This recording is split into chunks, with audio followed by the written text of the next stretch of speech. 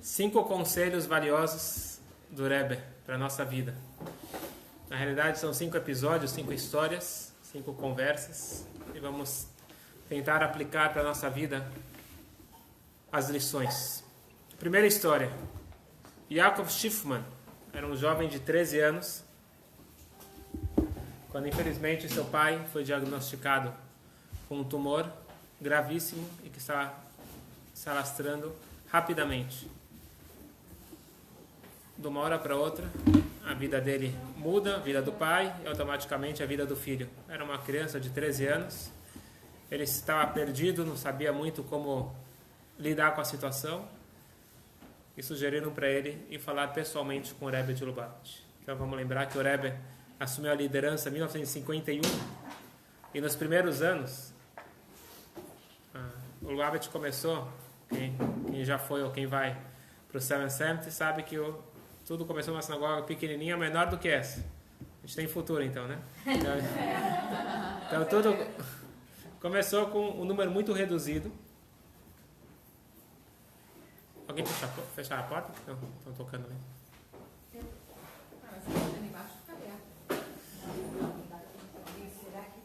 Então, esse era, vamos chamar assim, mais fácil você ter acesso para conversar com o Rebbe numa audiência particular em Hidut. Nos últimos anos, não tinha como receber todo mundo e foi aí que surgiu o dólar. O dólar, na verdade, era uma reunião de 10 segundos. Porque antigamente as pessoas tinham condição de ficar um pouco mais de tempo com o Rebbe. Durante 3 noites por semana, o Rebbe recebia as pessoas para conversar. Então começava, não sei, 8, 10 da noite e até 5, 6 da manhã, dependendo da noite. E entravam várias pessoas uma atrás da outra. E esse jovem, então, teve a chance de conversar com o Rebbe e expor para o Rebbe o que estava acontecendo na vida dele, que de uma hora para outra tudo mudou. E o Rebbe aqui fez uma coisa diferente. Quem conheceu o quarto do Rebbe, lá tem a mesma cadeira, o resto é estante com livros. Aquilo são poucos livros. O Rebbe provavelmente tem a maior biblioteca judaica pessoal do mundo. Então, na verdade, ele, como a gente já explicou aqui, não era pessoal, ele falou que é do movimento, mas tem no prédio anexo ao 770, lá embaixo, uma biblioteca enorme, que todo mundo que publicava um livro, muita gente publicava um livro e ia dar de presente para o Rebbe. Entre parênteses, o Rebbe nunca aceitou presente. Ele falou que, pelo menos eu quero participar de alguma forma, e ele dava $1 ou um pouco mais para adquirir o livro.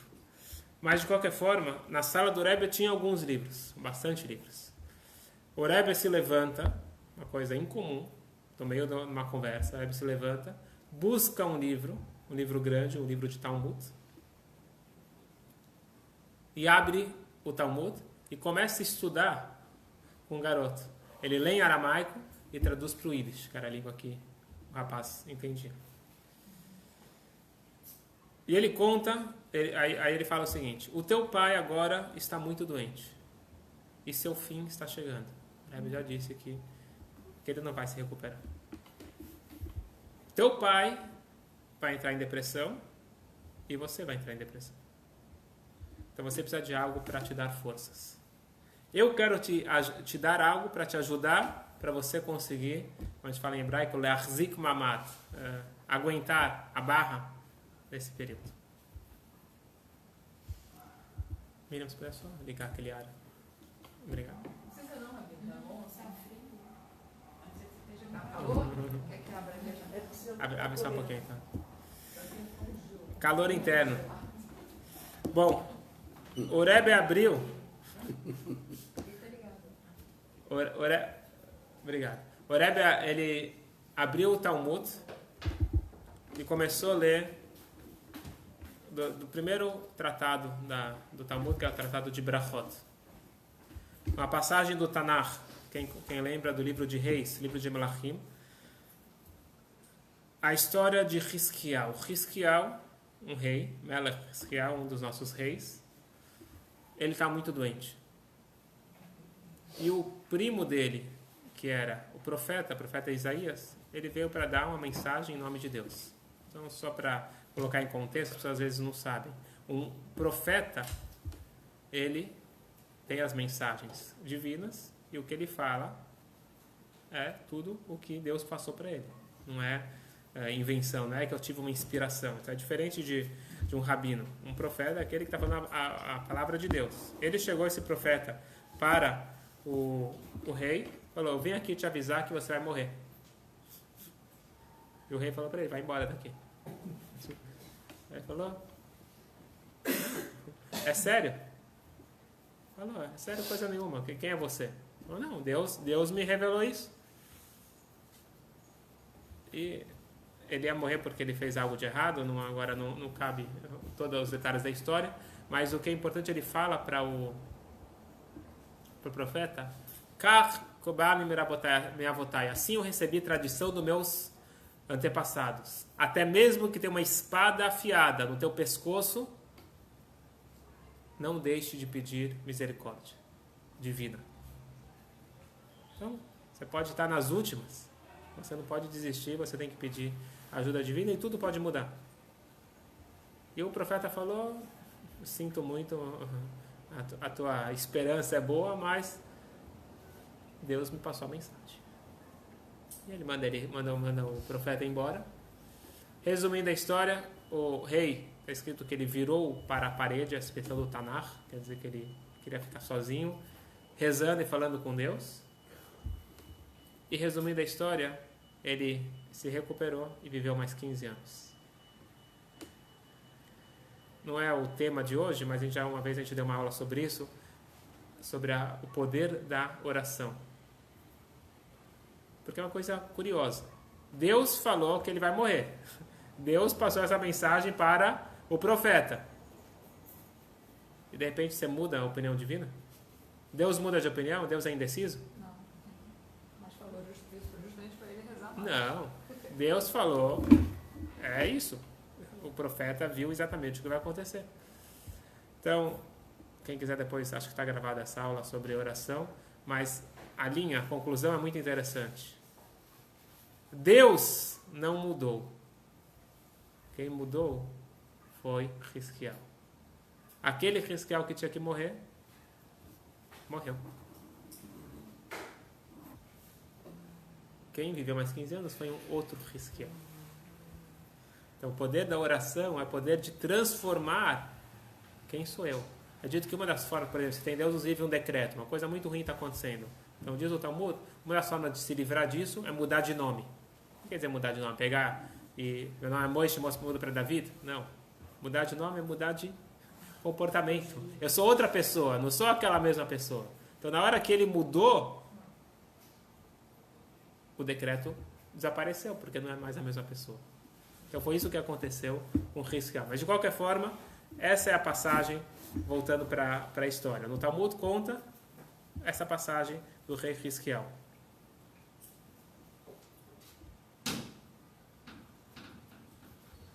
E o ponto que o Rebbe está enfatizando é o seguinte: nunca desista. Você pode falar com Deus a todo e qualquer momento, e Deus está lá para te escutar. E aí o jovem balançou a cabeça. O Rebbe falou: vem aqui. O Rebbe queria ter certeza que eu entendi, ele conta. Falou: vem aqui do meu lado, uma coisa assim incrível.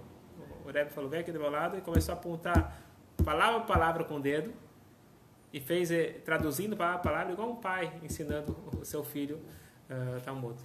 E aí ele falou: agora repete para o jovem. Ele repetiu, até que ele entendeu 100% aquela passagem. E aí o Rebbe falou o seguinte: mesmo que alguém está na beira da morte, quer dizer, ele está numa situação irreversível aparentemente, nunca deve cair para desespero e depressão. Você deve se conformar com a vontade divina. Só deixando claro, o Rebbe não estava falando para ele rezar para o pai não morrer, porque ele já tinha avisado no início que não tinha mais jeito. Daqui a pouco a gente vai ver qual que era a mensagem da história. Realmente, 2 meses e meio depois, o pai faleceu. O que o Rebbe estava passando para ele era força para ele, para o resto da vida. Ele fala o seguinte: se não fosse essas palavras do Rebbe, eu ia desistir de tudo, inclusive de ter uma vida digna, assim ele fala. Ele não tinha familiares para cuidar, então era muito fácil eu cair com más amizades ou más influências e totalmente sair do trilho. Falou isso, que que hoje eu sou uma pessoa equilibrada, uma pessoa que tem uma família, construiu uma família, uma pessoa civilizada, que eu tô dentro do judaísmo, tudo isso daqui eu atribuo ao conselho do Rebbe. E o Rebbe me falou lá a frase final seguinte: quando você tiver um problema na sua vida e você sentir que você está chegando no fundo do poço, lembre, nunca desista, porque Deus está lá com você. Abra o seu coração, Ele vai te ajudar. Isto é uma frase muito forte que vai se conectar com o segundo conselho: o poder de se conscientizar da presença divina comigo o tempo todo. Os problemas que vêm quando eu não sinto a presença divina são vários. A gente falou há um tempo atrás daquela questão, infelizmente virou meio que moda ruim nos Estados Unidos e outros lugares, adolescentes pegarem a arma e atirarem sem nenhuma explicação. Então, o Rebbe já viu isso há muitas décadas atrás. O Rebbe já falou que a única forma de você manter uma pessoa civilizada, não estou falando religiosa, uma pessoa civilizada, acreditando que existe um dono para esse mundo.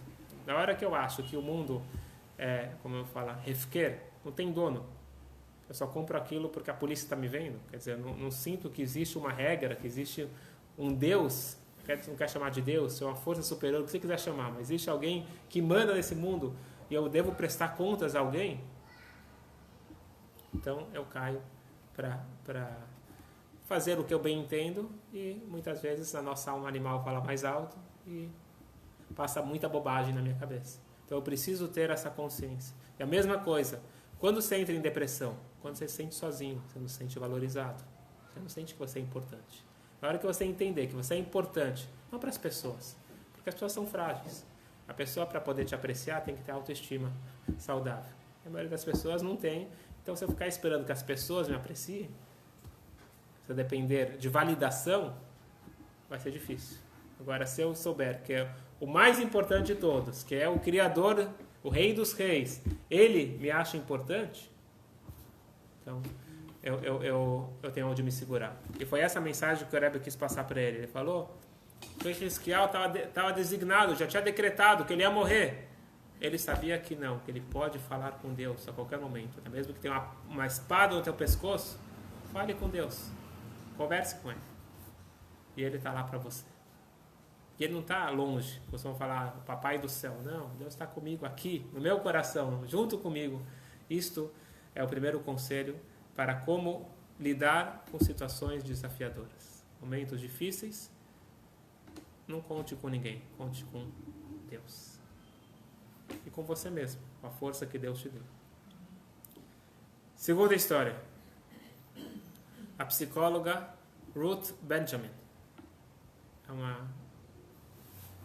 Ela não nasceu como Yehudiá, como judia, ela se converteu aos 25 anos e depois de alguns anos ela teve o mérito de ter uma audiência particular com o Rebbe. E o Rebbe começou a perguntar da profissão dela, da atuação dela, e ela contou que isso daqui já naquela época, hoje está muito pior. Vários e vários pacientes com tendências suicidas. E o Rebbe falou para ela, você deve passar para eles a informação de forma que eles entendam que eles têm obrigações nesse mundo.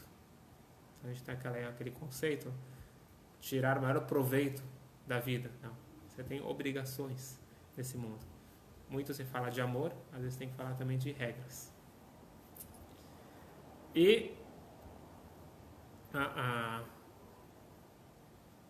essa Ruth, ela falou para o Rebbe, contou um caso que tinha alguém que estava prestes a se suicidar e ela pegou e salvou, internou a pessoa. Aí quando ele saiu da internação, ele falou, por tua culpa eu estou vivo. Agora me deu um motivo para eu viver. Em outras palavras, as pessoas querem um motivo para viver. Então, o Rebbe falou, perfeito exemplo. Então você tem que falar para essas pessoas o seguinte: você é parte de um grande quebra-cabeça. Você é uma peça nesse mundo. Em outras palavras, existe a tua responsabilidade. Existe um Criador. Existe alguém que você tem que prestar contas.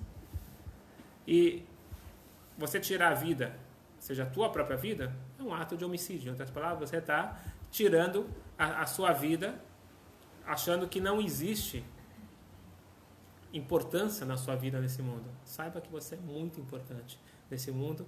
Hashem te criou e Ele te emprestou o teu corpo. Infelizmente, algo que também está muito na moda, autoflagelação. As pessoas vão se machucando. Novamente, outras manifestações dessa baixa autoestima. Não tem permissão. O corpo não é teu. E ela falou que essa informação, essa conversa com o Rebbe rápida, mudou a atuação dela para o resto da vida. Então, se a gente parar para pensar, exemplo, crianças. Eu vejo com meus filhos. Se você fala que tudo é permitido, eles se sentem confusos. Agora, quando você fala que tem regras, eles pedem regras, porque eles não sabem como lidar. Todos nós somos crianças perante Deus. Então, Deus colocou as regras, não para nos limitar, mas para nos equilibrar. Então, na hora que você fala muito de paz e amor, o judaísmo fala que para equilibrar você tem que ter também respeito. Então, no momento que você coloca na cabeça da criança que ela tem responsabilidades perante o mundo, ela tem obrigações, então isso daqui ajuda também a colocar a pessoa no eixo. Então, você tem que dar o amor, óbvio, é muito importante o amor, mas tem que também passar as responsabilidades, as obrigações sociais, morais, familiares, que sejam. Cada um tem que saber o que ele tem que fazer. Então, eu não sou uma pessoa individual, eu faço o que eu bem quero. Eu tenho obrigações. Até uma coisa interessante, o Rav Nachman de Breslov, ele falou uma vez, quem te deu o direito de andar com a cara fechada na rua? A tua cara não é domínio particular, a tua cara é domínio público. Então, você quer ficar triste? Tudo bem, pode ser que você pode escolher para você, mas você está influenciando os outros, o ambiente. Então, você não tem esse direito. É boa? E principalmente no ambiente familiar, porque quando um tá mal, isso acaba contaminando todos, mas um ambiente social também. Então, se eu não quero para mim ter essa alegria, mas eu não tenho o direito de estragar a alegria dos outros. Então, pode fingir, não tem problema. Finge, porque se você fingir o sorriso, ele traz bons, até o próprio ato de você sorrir já ajuda, como a ciência já comprovou. Terceira história.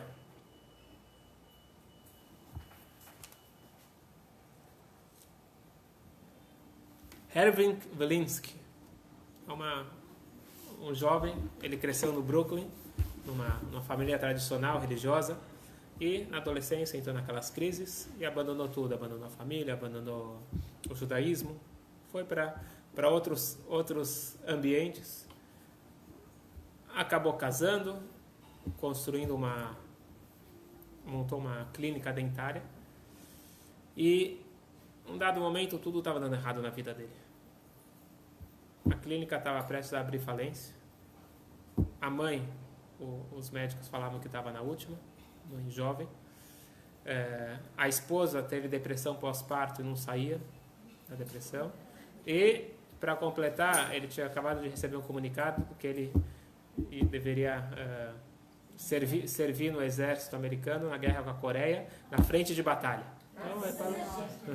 Então ele falou, eu preciso de alguma coisa, até que alguém convenceu ele a falar com o Rebbe. E ele foi lá se lamentar com o Rebbe, contar suas tsuras. O Rebbe escutou, como sabe que o Rebbe tinha o dom de escutar atentamente a pessoa.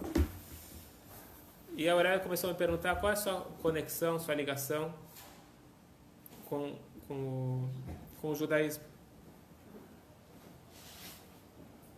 E aí ele começou a recordar da infância. Falou, quando pequeno, eu lembro muito bem do meu avô me levando para a sinagoga. Depois meu avô fazendo questão de eu falar o Shema Israel antes de dormir. O Rebbe falou, muito bem. A pessoa começou a se emocionar, lembrar do avô. Falou, perfeito. falar o Shema Israel antes de dormir.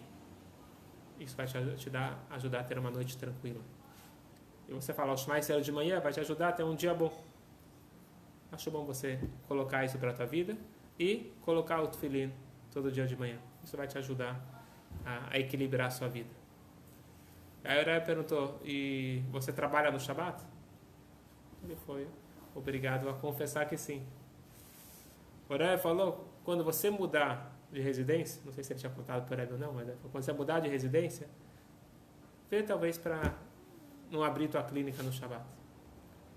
Ele disse que o Rebbe não falou claramente, mas ele entendeu o que ela estava querendo falar. Se você parar de trabalhar no Shabat, a tua panassá, a tua situação financeira vai melhorar.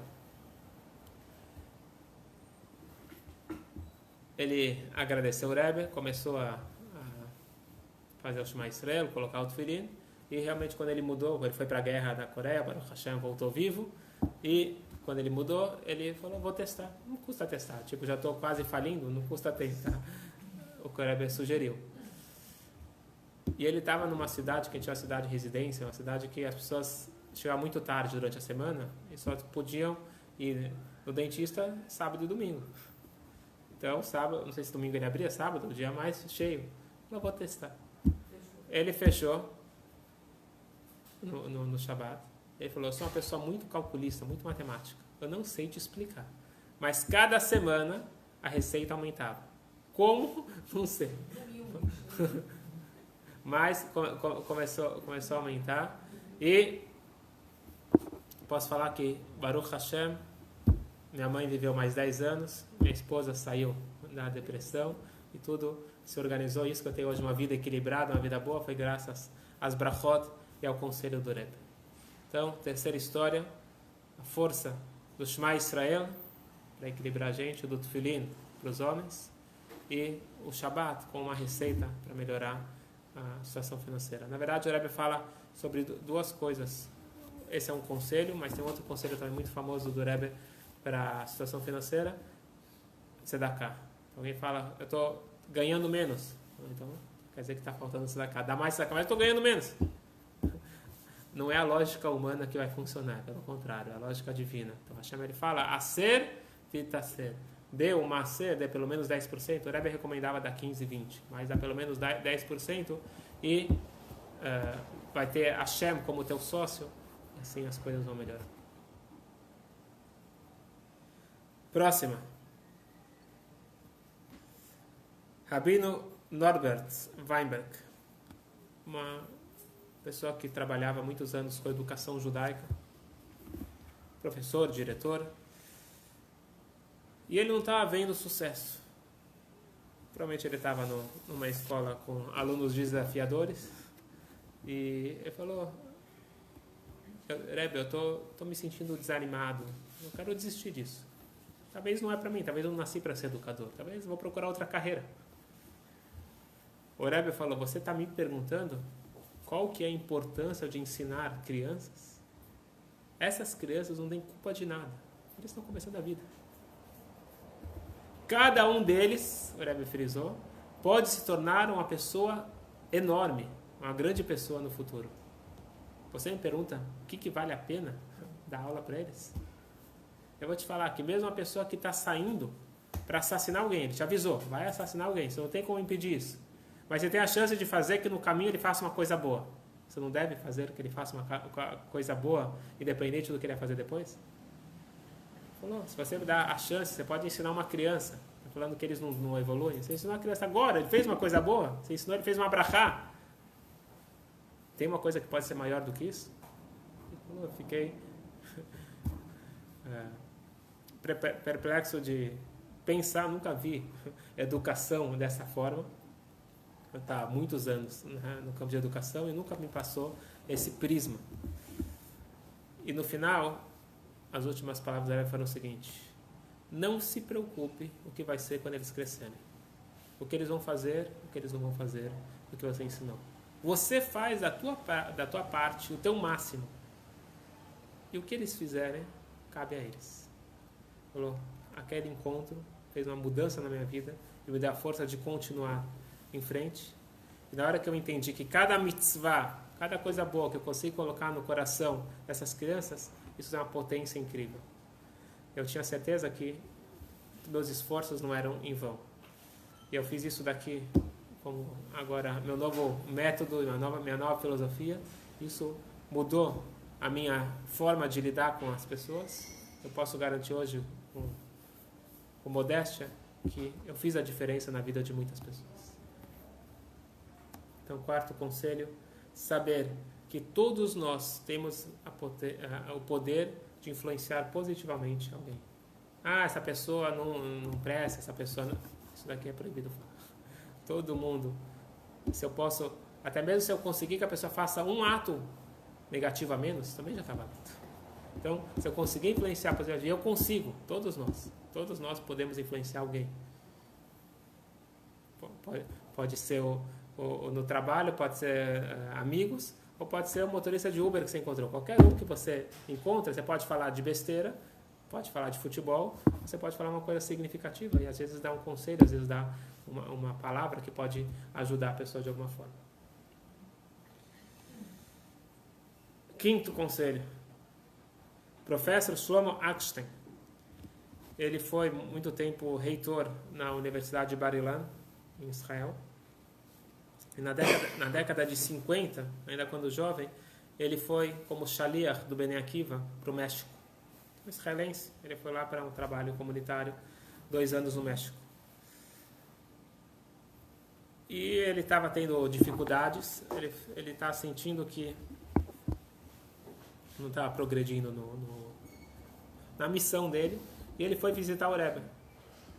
Falou, Rebbe, a gente, não eu, todos nós os madrechim, a gente faz de tudo para dar judaísmo para essas crianças, mas a gente sente que depois de um tempo eles saem, não só do Bnei Akiva, eles abandonam o judaísmo, eles se afastam por completo.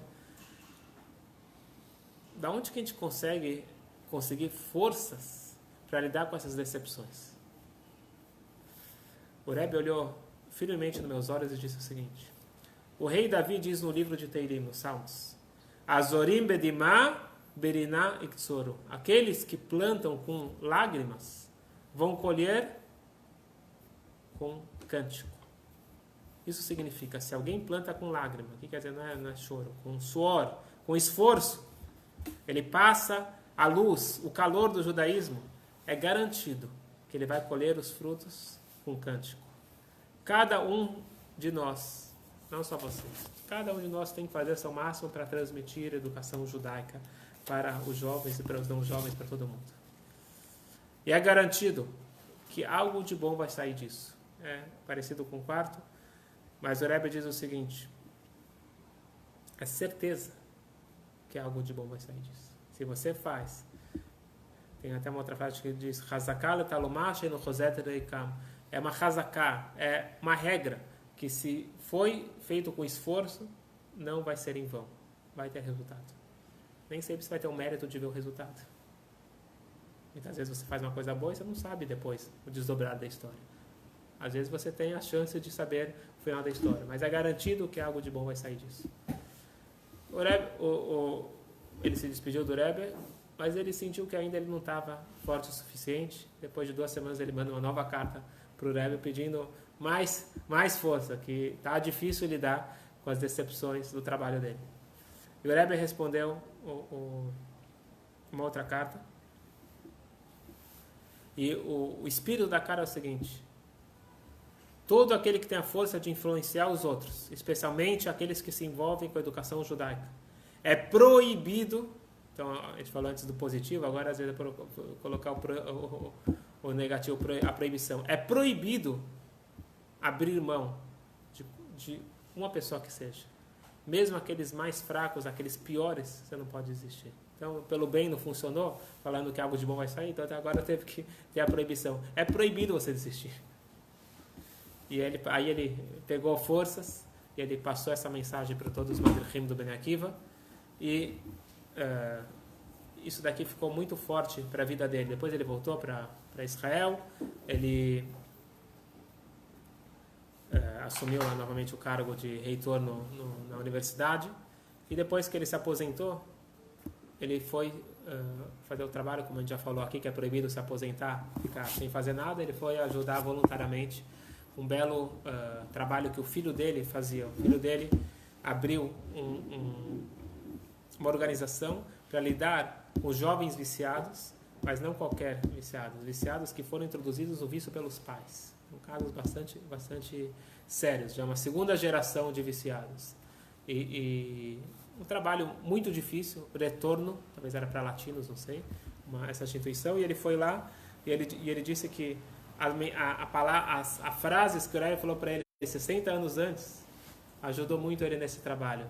Todo mundo que tem poder de influenciar alguém, é proibido ele desistir mesmo de qualquer um, mesmo dos piores. Então, mesmo aquele que você acha, isso daqui é um caso perdido, não existe essa palavra, esse caso perdido. Então, essas mensagens do Rebbe ajudou ele por todas essas décadas.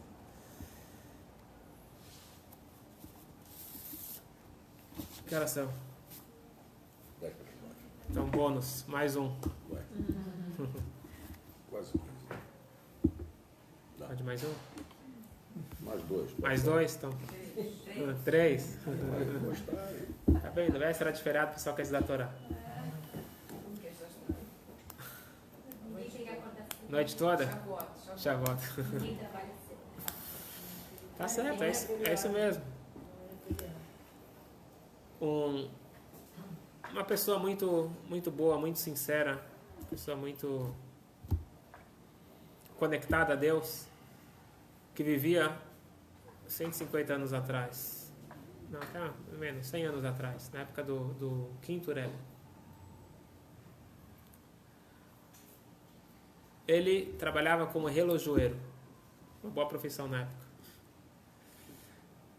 Mas ele estava numa cidadezinha pequenininha e não tinha cliente suficiente. E com isso ele não conseguia pagar as contas.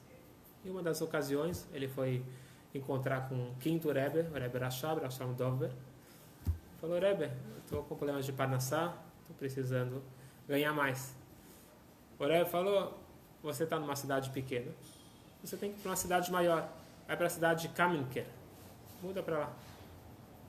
Então, o Rebbe falou, está falado. Ele mudou para Kamenker. Ele chegou lá, realmente era uma cidade grande, com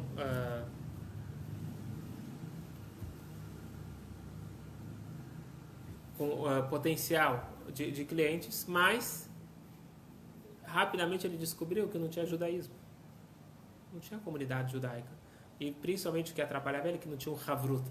Havruta era uma dupla para ajudar a estudar a Torá. E ele voltou para o Rebbe e falou: Rebbe, tudo bem, vou ganhar mais dinheiro, mas o que adianta ganhar mais dinheiro se eu não tenho a vida judaica? Aí o Rebbe falou para ele o seguinte: não estou entendendo, você acha que você mudou para Kamenker para ganhar dinheiro? Você está falando sério? Você mudou para Kamenker porque lá não tem vida judaica. Então você foi para lá para fazer o que tem a vida judaica. E aí ele, como um Hassid, incorporou a mensagem, foi para lá e rapidamente se formou uma comunidade, e logo ele já tinha algumas opções de dupla para poder estudar a Torá. Então, entender que a gente não está aqui para ver o que nós podemos ganhar da vida, mas como nós podemos servir. Como uma outra pessoa que entrou por esse mesmo Rebbe, ele falou: Rebbe, eu estou com esse problema, aquele problema. E o Rebbe falou: você me falou tudo o que você precisa de Deus, agora o que Deus precisa de você só não comentou. E ele, como um Hassid, levou aquilo no coração e ele desmaiou. Aí tiveram que reviver ele. Aí quando ele acorda, o Rebbe falou: não precisa desmaiar, mas precisa agir. Então, isso é muito importante para conectar tudo que a gente falou antes, essa questão de depressão e todas essas coisas, vem do fato que eu tenho essa visão de mundo, infelizmente secular, como eu posso tirar o maior proveito da vida, como que eu posso aproveitar ao máximo. Antigamente as pessoas lutavam para sobreviver, hoje em dia, Baruch Hashem, nós temos isso daqui já garantido, então as pessoas querem mais, então eu preciso desse celular, dessa roupa, disso, daquilo, então como eu posso tirar o maior proveito da vida? Isso é uma vida depressiva, porque você acha que você precisa daquilo, quando você é jovem, você fica pensando naquilo que você precisa. Chega um dado momento que você já tem tudo que você sonhou que ia resolver teu vazio, e aí você começa a ver que não é isso que você está procurando. Na verdade, você está procurando o significado. E o significado, ele passa pelo caminho da minha responsabilidade, daquilo que eu posso contribuir com o mundo, e não daquilo que eu posso tirar. Então, isso é uma forma de encarar a vida com alegria, porque eu sou importante e eu posso fazer a diferença na vida dos outros, no mundo. Eu sou uma peça nesse grande quebra-cabeça. Eu não estou aqui por acaso, Deus está aqui comigo. Então isso tudo se conecta. Todos esses conselhos do Rebbe é justamente para eu entender que as regras do jogo não são para me prender, não são para mostrar que Deus ele é o boss e eu tenho que obedecer, senão eu vou me dar mal. Essa não é a visão judaica. Deus ele criou o mundo para termos vidas equilibradas, para termos uma vida boa. E isso depende de nós consultarmos o manual e seguirmos o manual. Certo? Então esses são os 6 conselhos. Dá mais tempo? Então, uma missão, exatamente. Então vou compartilhar com vocês uma carta do Rebbe. Essa carta aqui, não, na verdade não, foi um discurso do Rebbe de 1988. Justamente falando sobre essa questão de trabalho, questão de parnassá, de sustento. Como que um judeu deve encarar o seu trabalho e a sua situação financeira na vida. Está escrito na Torá o seguinte: Ubercha Hashem Elokecha Bechol Asher Taseh. E Deus, ele vai te abençoar em tudo que você fizer. Meu sustento, o meu sucesso depende da brachá de Deus. Só que Deus ele fala: Bechol Asher Taseh. Você tem que fazer por onde? Você ficar rezando para nascer e você não colocar semente na terra, não resolve. Então você reza pela chuva depois que você colocou a semente. Esse daqui é a regra. Portanto, a brachá na verdade vem de Hashem. Então no momento que a pessoa acorda de manhã, em vez de ele conversar com Deus e acertar as contas com Hashem e pensar na grandeza de Deus, que Deus está controlando cada detalhe da minha vida, ele imediatamente já vai para o telefone. Naquela época não tinha WhatsApp. Ele vai para o telefone e já vai começar a falar de negócios. E aí ele já perdeu a concentração. Mesmo que ele reze depois, ele já está pensando em outras coisas. Já começou o dia dele e ele não está focado na reza. Estudo de Torá, ele não tem tempo. Ainda mais falar de tranquilidade para poder lidar com o estudo de Torá, a família que seja. Não. Tranquilidade? Não tem como ter tranquilidade. Ele é uma pessoa ocupada, uma pessoa responsável, uma pessoa que tem que cuidar do mundo todo. E aí ele está cansado, está esgotado. Está